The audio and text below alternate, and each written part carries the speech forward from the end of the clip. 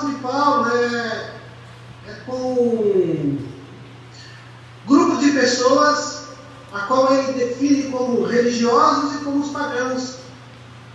Ele está preocupado com um tipo de fé e de crença que não tem nada a ver com Deus, que não leva as pessoas a uma relação verdadeira com Deus verdadeiro. Por isso ele começa dizendo que ele foi chamado como apóstolo para poder falar deste evangelho, porque é o evangelho que vai descortinar Deus e o Deus verdadeiro aos homens.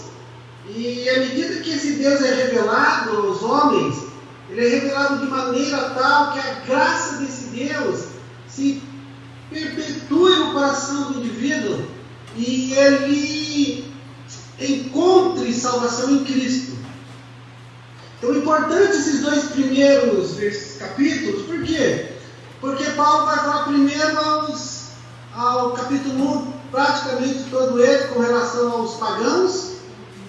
E depois ele vai falar sobre os religiosos, aqueles que acreditam em Deus, que até cultuam Deus, vivem pela lei, não praticam a lei e acham que estão salvos.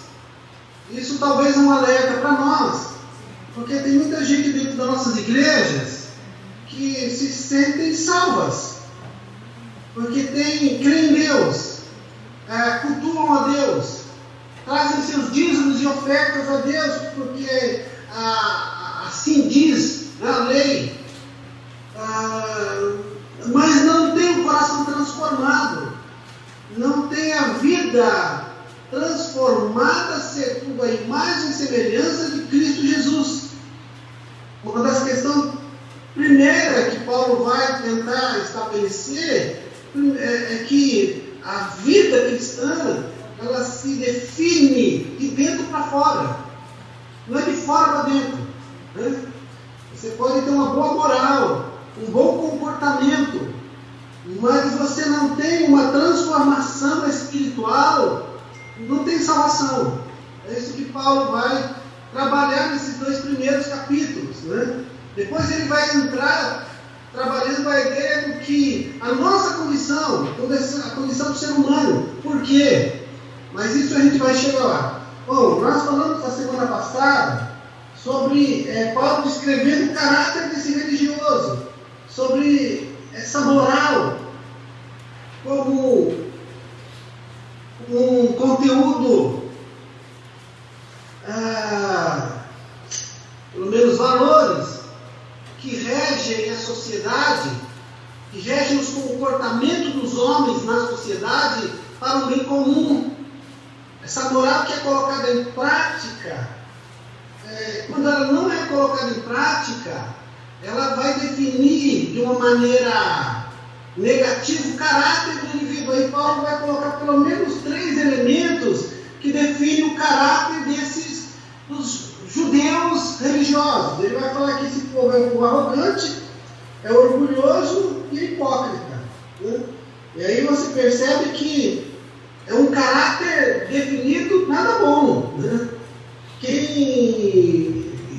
Quantas vezes nós não vemos traços, por exemplo, irmãos, de pessoas arrogantes dentro das nossas igrejas?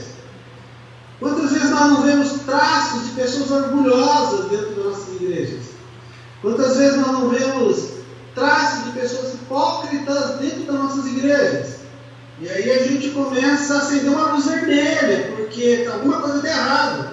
O caráter não está muito bem definido segundo o padrão de Deus.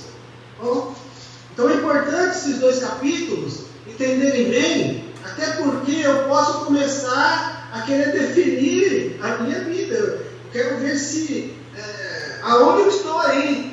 Se há alguma coisa de arrogância em minha vida, eu vou tratar. Se há alguma coisa de orgulho em minha vida, eu vou tratar. Enfim, eu vou tratar o meu caráter segundo aquilo que a palavra de Deus nos concede.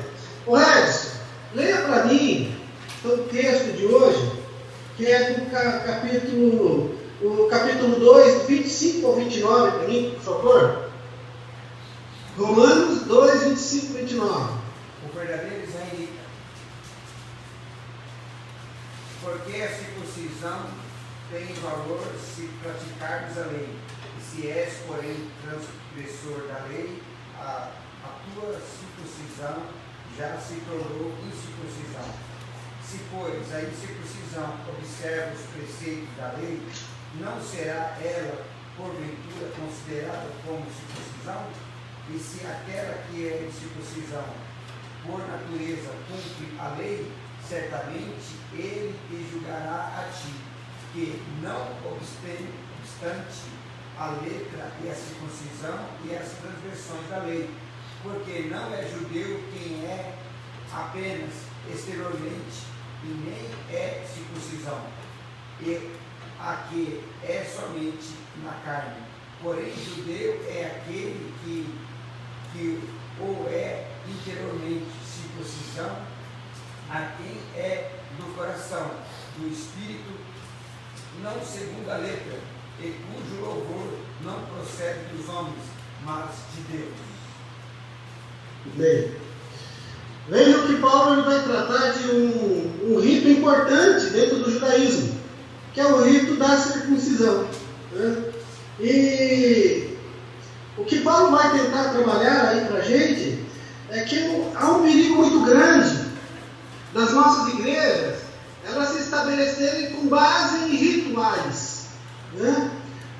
Hoje nós vemos a igreja que só tem um bom louvor, né? A igreja só sabe adorar, tem aquela igreja que só sabe orar, tem aquela igreja que só sabe, né, fazer outras atividades espirituais, e aí a gente define a igreja, estabelece a igreja com base em um fundamento.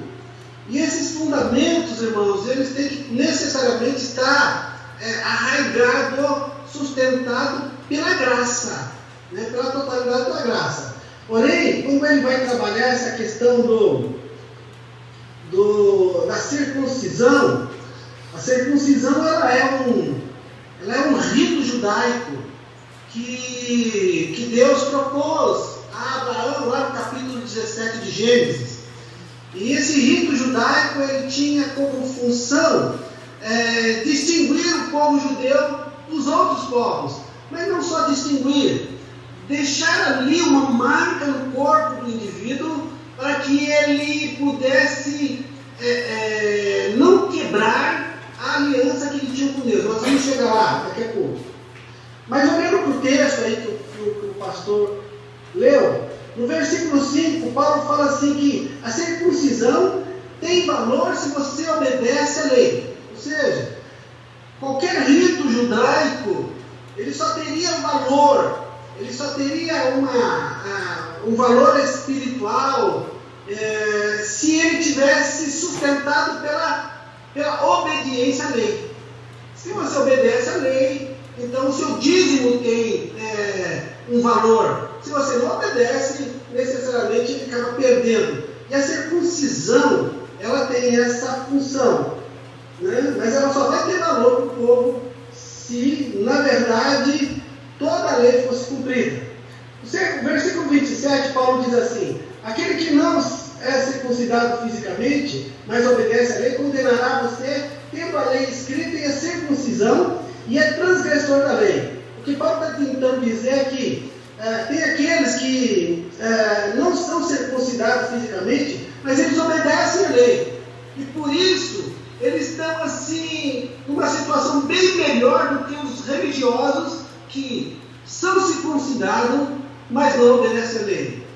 O versículo 28 e 29, Paulo vai dizer assim: não é judeu quem o é apenas exteriormente, nem é circuncisão a que é exterior e física. Não, judeu é quem o é interiormente, e circuncisão é a operada no coração, pelo Espírito, e não pela lei escrita. Para este o louvor não procede dos homens, mas procede de Deus. O que Paulo está tentando dizer, irmãos, que a circuncisão verdadeira é aquela que é procedente o coração. E que o judeu verdadeiro é aquele que é lá dentro, né? Não é aquele homem que prega nas praças, que ora nas praças, que jejua para mostrar para as pessoas que é um homem espiritual. Aí Jesus vai chamar ele lá no capítulo 6 de Mateus de hipócritas. São hipócritas, pessoas que estão tentando passar por um personagem espiritual, mas não são. Então o que Paulo tenta alertar, queridos, é que a verdadeira vida, ela procede de dentro para fora, e não de fora para dentro.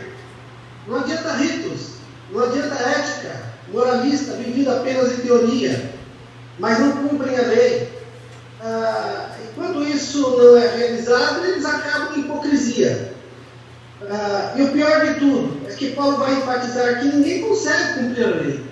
Porque uma das questões básicas que Paulo vai ensinar em Romanos é que a lei está ali, mas a lei é algo que nós não vamos conseguir cumprir. O judeu não conseguiria cumprir, nós também não. Sabe por quê? Porque a necessidade do Espírito Santo na vida do indivíduo para que ele pudesse cumprir cabalmente, né? E o que não havia ainda na vida de quem?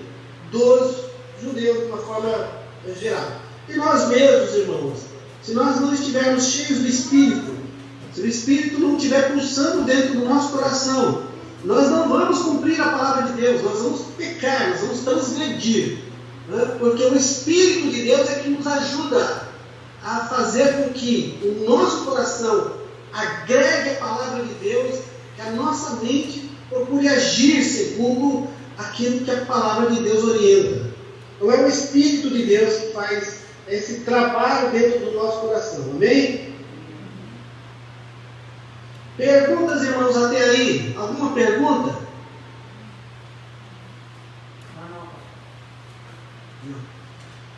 Olha, eu coloquei aí um primeiro título, Ortodoxia Morta.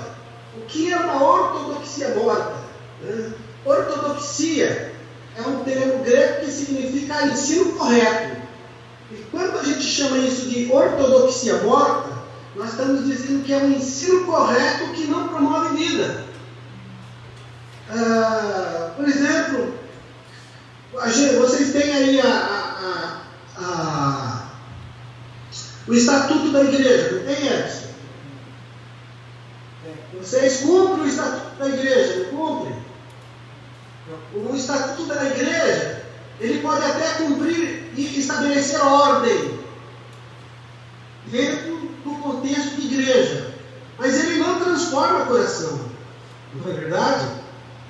Assim também a lei, Paulo vai dizer, que não adianta a gente ter a lei ela pode até ensinar o caminho das pedras, mas se ela não estiver lá dentro do coração, ela não vai transformar em vida. Não vai apenas ser bonzinho e legal, não apenas ser um cara religioso, disciplinado. Eu tenho que ter esses tipos de doutrinas, de pressupostos doutrinários, eles não geram vidas, eles geram comportamentos éticos e comportamentos morais, moralmente bom, mas eles não trazem vida.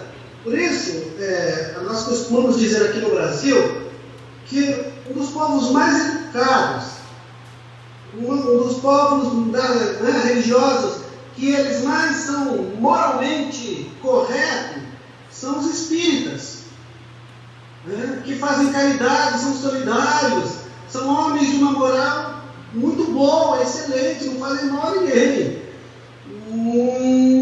mas eles não têm comunhão com Deus. A moralidade que eles têm não libertam da sua condição de morte. E essa ortodoxia que nós estamos trabalhando é mais ou menos dentro desse contexto.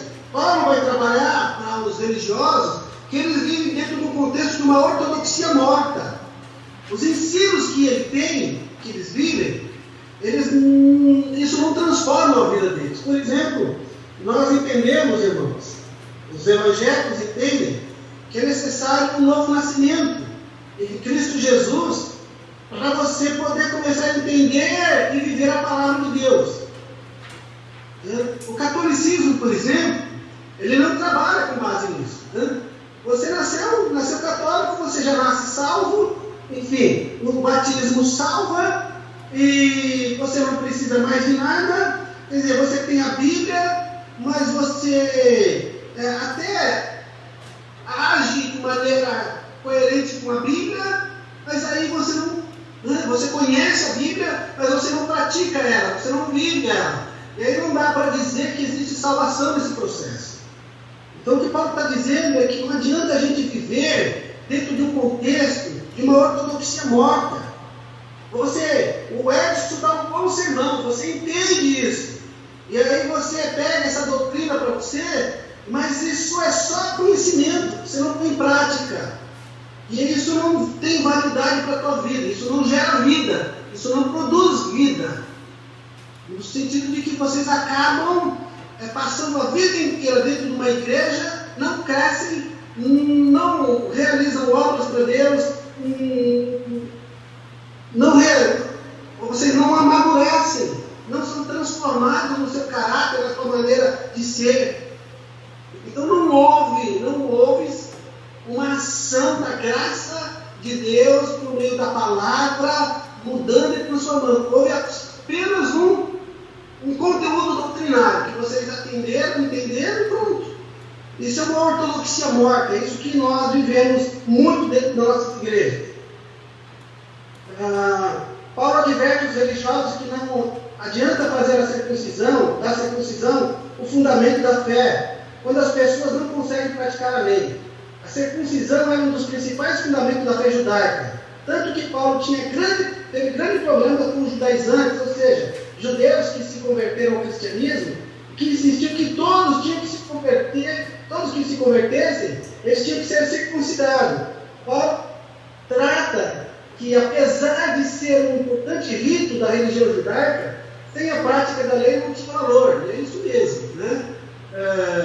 Irmãos, por exemplo, você tem o dom de pregar, ou seja, a facilidade de pregar, de falar, mas se você não tiver o Espírito de Deus, ainda que você use a Bíblia para falar, a tua palavra ela vai ser como palavras vazias, ela não vai mudar a vida de ninguém, porque é correto, até mesmo as suas a palavra proposta, ela tem até uma direção correta, mas ela não promove vida, ela não transforma o indivíduo, ela não gera nova vida. Isso é uma ortodoxia morta. Aí o que a gente faz?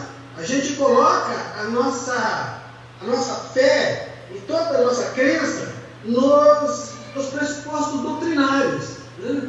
Aí a gente vai, o batismo salva, a crisma salva, enfim, a gente vai usando os pressupostos doutrinários e vai estabelecendo aí um corpo de doutrina que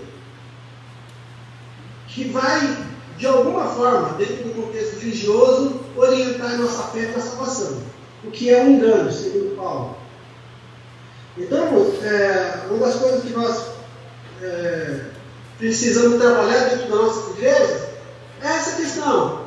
Eu não posso basear a minha igreja em cima de pressupostos doutrinários. A minha igreja, ela está assentada em cima de quem? De Jesus Cristo. A minha fé, ela está assentada em cima de quem? De Jesus Cristo. Não existe ritos, eles são necessários, mas eles não transformam a vida de ninguém. Porque o que transforma a minha vida é a presença do Espírito gerando um novo coração a partir da sua palavra. Entendeu? Vocês conseguiram entender o que é essa ortodoxia morta?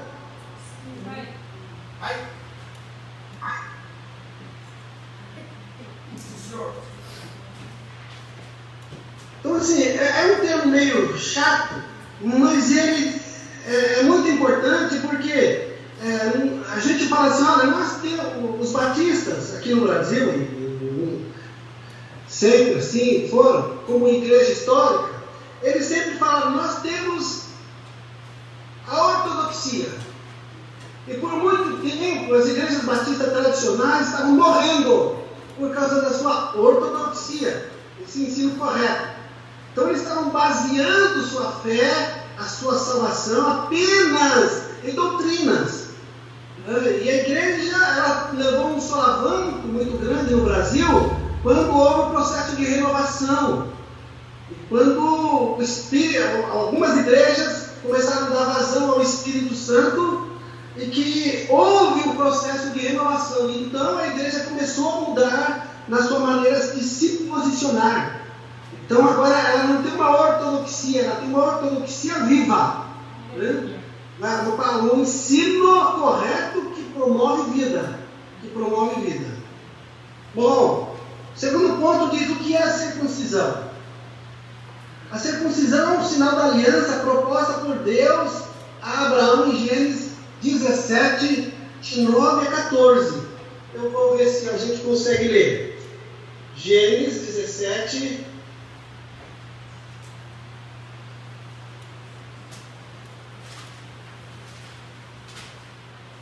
vamos lá, 9 a 14.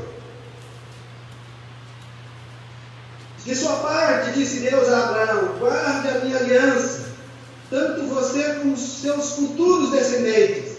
Esta é a minha aliança com você e os seus descendentes, aliança que terá que ser guardada. Todos do sexo masculino entre vocês serão circuncidados na carne. Terão que fazer essa marca que será o sinal da aliança entre mim e vocês. Da sua geração em diante, todo menino de 8 dias de idade entre vocês terá que ser circuncidado, tanto os nascidos na casa, quanto os que foram comprados de estrangeiros e que não forem descendentes de vocês. Ou seja, todos aqueles que entrarem dentro da nação de Israel teriam que ser circuncidados. Então essa circuncisão, ela é um corte que é realizado no físico do ser humano, do homem, e que ele estabelece um sinal da aliança entre ele e Deus. Timothy Keller, ele trata a circuncisão da seguinte forma: é um sinal visual da penalidade por se quebrar a aliança. Na antiguidade, não se assinava um nome para fechar um negócio, ensinava-se a maldição que ambos os lados aceitariam caso quebrassem a aliança. A circuncisão funciona como um sinal no corpo do judeu, indicando que, se houvesse a quebra da aliança, ele seria extirpado do povo. Então, Timothy Keller, ele vai trabalhar ali essa circuncisão também como um sinal. Mas esse sinal, ele indica que se o homem quebrasse essa aliança, esse sinal indicaria qual seria a consequência. E a consequência seria a extirpação. Esse homem seria cortado do povo de Israel. Ele seria tirado do povo de Israel. Ou seja, cortado. Então é um sinal. Né? É um sinal que se refere à aliança e o cumprimento dessa aliança. Então esse sinal, para ter alguma validade, para definir uma relação entre eu e Deus, eu teria que primeiro cumprir a minha parte na aliança. Né? Cumprir a parte que cabia na aliança. É assim que a circuncisão foi estabelecida. Quando é no tempo de Paulo, que nós estamos estudando Romanos, a circuncisão, ela adquiriu um valor absoluto. Então, se você, para ser judeu, participar do judaísmo, você tinha que ser circuncidado. Você não precisava fazer mais nada. Só circuncidado, pronto, você já se tornava parte do povo. Então, que eles entendiam assim, que se você fosse circuncidado, você se livraria dos perigos do Geena. Ou seja, Geena aí é lugar de morte. Então Paulo está trabalhando com ele e fala que não, cara, não tem nada a ver o negócio, é apenas um sinal. É um sinal que está no corpo, que nos faz lembrar de uma aliança com Deus, que eu tenho que cumprir essa aliança com Deus. tal forma que os efeitos do cumprimento dessa aliança faz com que o rito tenha valor. Se eu não cumprir a aliança, eu jamais vou ter possibilidade de que esse sinal tenha validade na minha vida. É nisso que Paulo trabalha. Por exemplo, desde Abraão até o tempo de Paulo, quantas vezes o povo de Israel foi cativo por quebrar a aliança? Muitas vezes. Quantas vezes Deus castigou o povo de Israel por quebrar a aliança? Quantas pessoas morreram por quebrar a aliança? Mesmo sendo circuncidado. Porque se você não cumpre a aliança, não existe possibilidade desse elemento ter um valor na sua vida. Entenderam o que é a circuncisão?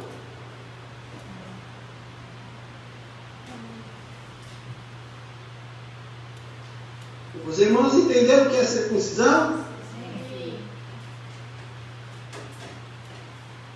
Sim, pastor. Então,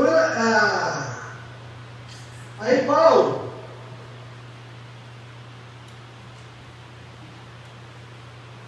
Colossenses 2, eu coloquei aí no texto para a gente estudar. Diz assim, capítulo 2, verso 11 e 12 de Colossenses diz assim: nele também vocês foram circuncidados, não como uma circuncisão feita por mãos humanas, mas como circuncisão feita por Cristo, que é o despojar do corpo da carne. Isso aconteceu quando vocês foram sepultados com ele no batismo, e com ele foram ressuscitados mediante a fé no poder de Deus que o ressuscitou dentre os mortos. Bom, se você percebeu nos versículos 28 e 29, o texto que o Edson leu, que Paulo vai trabalhar da seguinte maneira: olha, que a circuncisão não é aquela exterior, aquela marca no corpo, aquele corte que é realizado no homem nos seus primeiros dias de vida. Não. Também o homem, o judeu verdadeiro, não é aquele exterior. O fariseu, que fica pregando nas praças, orando, não é esse o judeu verdadeiro. O judeu verdadeiro não é exterior, ele é interior. O que Paulo está tentando dizer? Ele está tentando dizer assim, olha, que existe um processo na vida humana que, quando nós nos convertemos a Cristo, nós nascemos de novo, nós somos ressuscitados. O nosso verdadeiro eu é ressuscitado, é vivificado, e aquele velho homem, ele fica numa condição de morte. Quando nós nascemos de novo, nós somos como se fôssemos crucificados com Cristo. E este ato da salvação, do novo nascimento, desse estar crucificado com Cristo, ele é revivido pelo batismo nas águas. Quando você foi batizado nas águas, o ato do batismo ele tem o seguinte simbolismo: você morre para o mundo, e quando você levanta das águas, você vive para Deus, purificado, e você vive para Deus. Esse que Paulo fala, esse é o verdadeiro, a verdadeira circuncisão. É aquela que nos coloca, nos corta, extirpa o velho homem e permite que o novo homem comece a viver para Cristo e para a glória de Cristo. Este é um processo que é produzido pelo Espírito Santo de Deus no interior do ser humano. Ela é o meu espírito lá dentro. Por isso que a nossa vida, por isso que Paulo fala que o verdadeiro cristão não é aquele de fora, é o de lá de dentro. É aquele que na verdade precisa produzir frutos para a glória de Deus. Jesus Cristo, em uma das suas disputas com os judeus, no capítulo 7 de Mateus, eu vou fazer a leitura. Jesus ele estava ali com os seus discípulos, E os seus discípulos estavam comendo com a mão suja, não tinham lavado a mão. Capítulo 7 de Marcos, capítulo 7. E aí os fariseus, eles chegam para Jesus e falam assim: olha, mas como é que é o negócio? Os seus discípulos aí, eles não cumprem os mandamentos porque eles comem com as mãos sujas, sem lavar. E a gente precisa lavar as mãos para comer, né?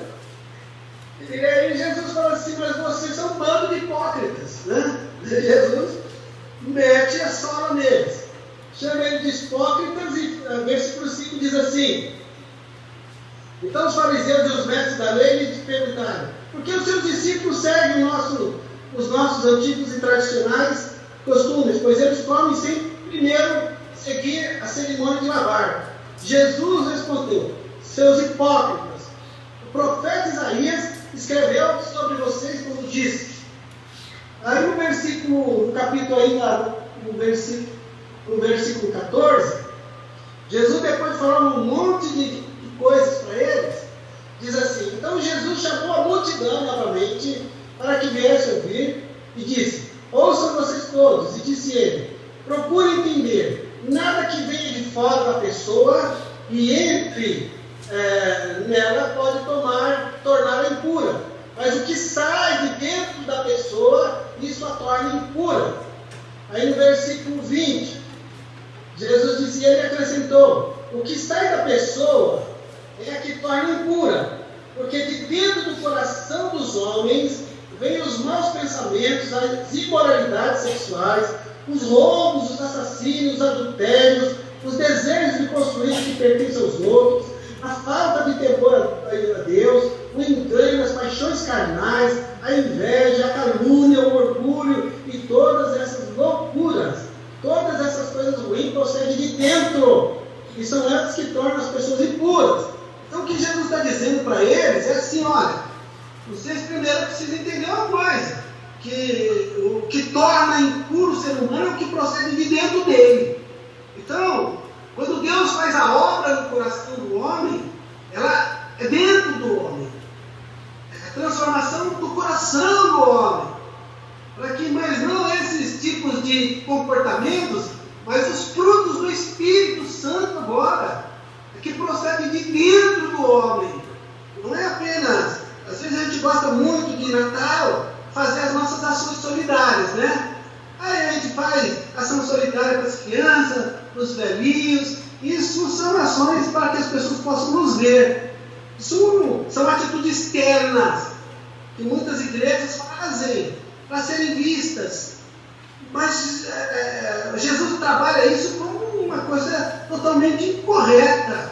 Porque o verdadeiro desejo, o que deve mover os nossos braços, as nossas pernas, as nossas ações solidárias, devem ser de dentro para fora. No sentido de fazer com que, não eu, mas Jesus Cristo, ele esteja glorificado através dos meus atos, das minhas atitudes. Então é isso que Paulo quer trabalhar nessa questão de circuncisão. A circuncisão como um rito, ela tem apenas uma função de lembrar você que ela só terá valor se você cumprir a aliança. Bom, como para nós, igreja do Senhor Jesus, e Paulo vai trabalhar isso mais tarde, a questão da circuncisão, ela não é mais na carne, ela é lá no coração. É aquele corte que Jesus faz, que extirpa o mundo do nosso coração, e ele recria ali um novo coração. Um coração agora cheio da graça, do amor de Deus e de uma fé resoluta para com Cristo Jesus. Bem? Pergunta sobre essa questão, irmãos. Nenhuma pergunta? Vocês estão entendendo tudo ou não entenderam nada? Porque, assim, mas a grande questão que Paulo vai trabalhar nesses 2 capítulos é isso: olha, ou você seja verdadeiro cristão, ou você não seja.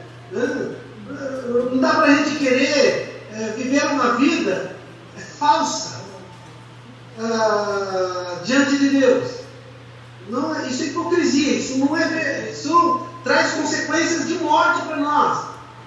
Na frente do pastor nós somos uma coisa, dentro da igreja somos uma coisa, fora da igreja somos outra coisa. Dentro da igreja nós não falamos palavrão, nós não falamos mal de ninguém, nós não questionamos contra a vida de ninguém, mas fora da igreja nós metemos o pau no outro, nós falamos, enfim, aquilo que não é interessante. Então, são atitudes que Paulo está trabalhando, isso são de pessoas religiosas, que elas não têm a vida transformada, elas apenas tentam trabalhar seus comportamentos exteriores para tentar mostrar que é alguma coisa, né? Quando na verdade não são nada. Amém?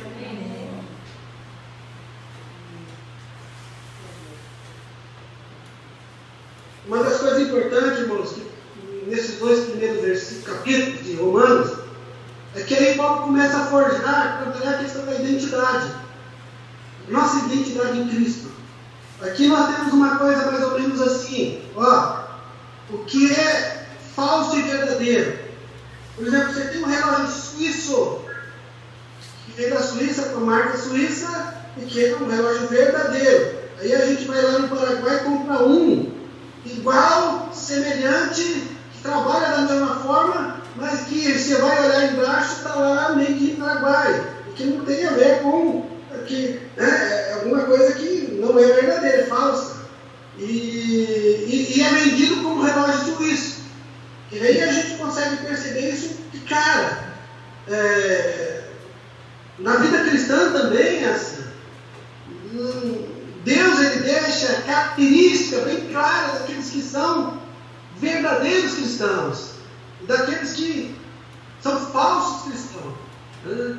São aqueles que, na sua maneira de ser, eles emitem os frutos do Espírito. Mas aqueles outros também que produzem os frutos da carne. Esses são os falsos cristãos. Amém? E que vocês possam viver, irmãos, porque não adianta, queridos, eu dizer assim, não adianta nada vocês viverem 30 anos dentro de uma igreja, morrerem dentro da igreja e não irem para o céu. Entendeu? Ou a gente resolve a nossa vida e vive uma vida verdadeira, então não vive. Aquilo que a palavra de Deus falou, você vive a justiça de Deus com toda a intensidade, ou então você vive a sujeira do mundo com toda a intensidade. Porque você está dentro da igreja, não vivendo uma fé verdadeira e não sendo verdadeiro cristão, é como se estivesse perdendo tempo. Então sejam autênticos cristãos. Amém? Que Deus abençoe. Semana que vem nós não temos aula. E aí fica aí o aniversário de vocês. Parabéns pela igreja. Edson, parabéns a você como pastor da igreja. Aos irmãos, parabéns a vocês. Que Deus abençoe a vida de vocês.